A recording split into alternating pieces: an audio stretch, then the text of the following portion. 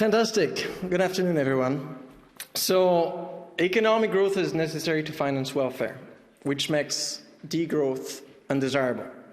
That's the problem we often hear, and I think there's a few issues with the way that Rubik's Cube is framed. First problem, and we need to be very clear on that, we often ask, can we afford degrowth? But that's a problematic start, because we don't really have a choice. It's a bit like you're driving a car towards a wall, and you're like, I would slow down, but then the music of the radio will stop. Well, yes, but if you don't slow down, you will hit the wall, and the radio will stop anyway. You need to brake, and then you need to find another way to run the radio. So, whatever the cost of degrowth today, it'll be lower than the cost of collapse tomorrow. So straight away, this makes degrowth a preventive strategy. And we have to look at what has already been presented here, namely situations where growth in already rich countries generates more cost than benefits. If that is so, this so-called uneconomic growth, then a downscaling of these production and consumption makes us richer. More cost than benefits. If you just remove it, you end up better off. So from this, we realize that sometime, through looking at these counterproductive activities, environmental protection and social protection sometimes go hand in hand. The perfect example is air pollution linked to car mobility. Producing and using less cars go hand in hand with reducing air pollution, which goes hand in hand with reducing the cost of having to do with the health issues linked to air pollution. That was the first problem. The second problem, and now you're going to be surprised, but this issue is not a question of money. So in answering the question, we want to rush into money matters, and don't worry, I will get there. But before we ask where to find the money to build cycling lanes or to compensate the wages of fossil workers, because when we think about this, we often hear this, but we cannot afford to produce less SUVs and stacks and flight and parking lots, because otherwise we won't have the money to build the cycling lane and to, pay the school teachers or whatever you want to have. But money is not the real limiting factor in this transition. Resources are. You need exactly the same natural resources to build a highway or a bike lane. And you need the very same hours to make flying ads or to teach math to kids. In order to be able to invest into Green Deal project, we need to free up resources elsewhere. So the real budget for a Green Deal in these countries, high-income countries that are already in ecological overshoot, is not counted in euros, but in kilowatts, in tons of greenhouse gases, in kilos of metals and minerals, in number of species, in square kilometers of virgin soil. So we need basically a biophysical Maastricht Treaty. So the real budgetary discipline of the 21st century consists in keeping a sustainable ecological deficit to biocapacity ratio.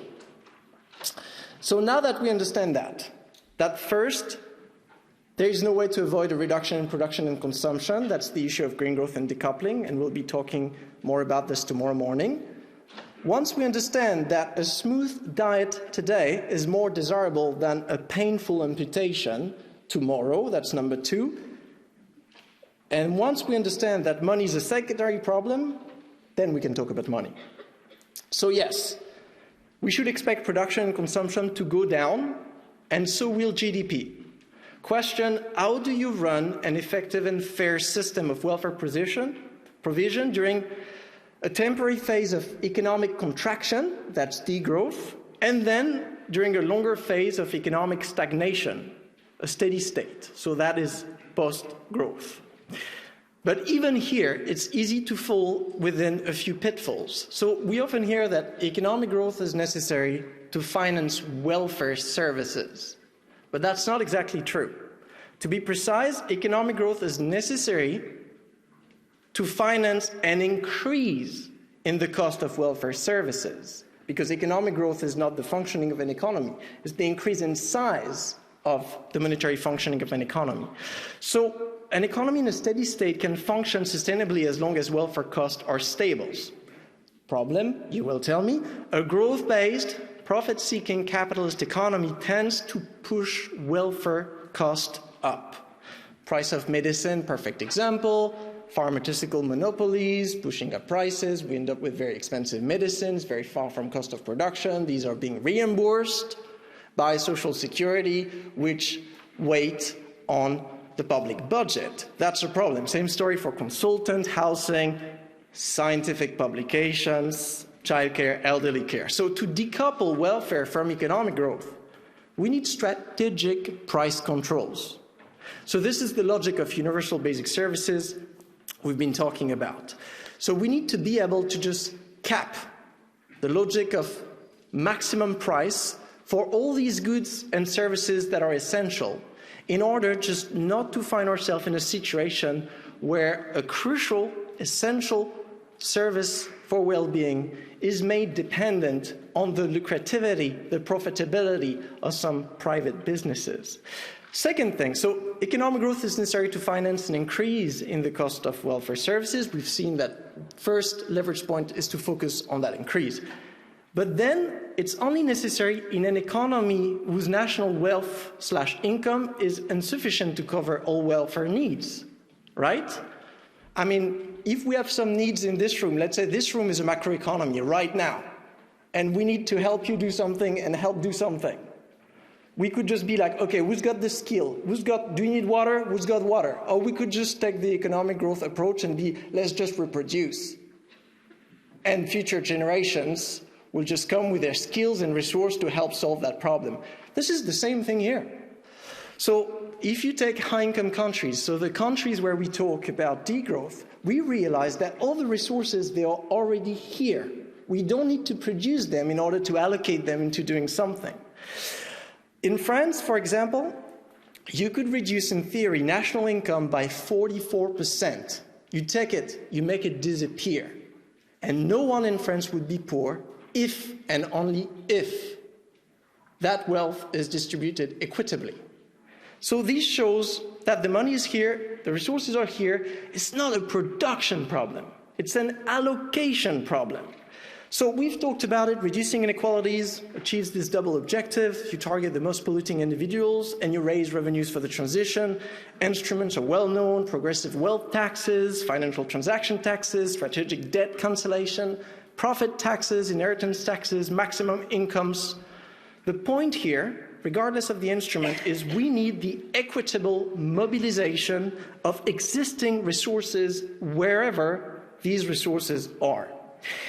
And we need to keep in mind, in doing so, that not all resources are money, okay?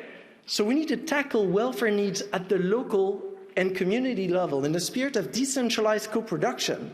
So that's the same story again. Instead of just untrusting, paying for for-profit businesses to run elderly care and paying other for-profit businesses to run childcare, let's just invest in public infrastructure so that people can organize their own welfare provision in the spirit of commoning.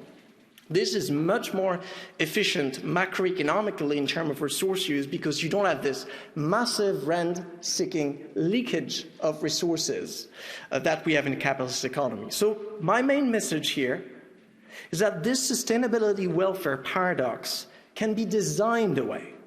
At this point in time, this is not a question of whether or not we should degrow. We're beyond that. This is rather a question of how to organize that transition so that it is just, democratic, and as convivial as possible. Thank you.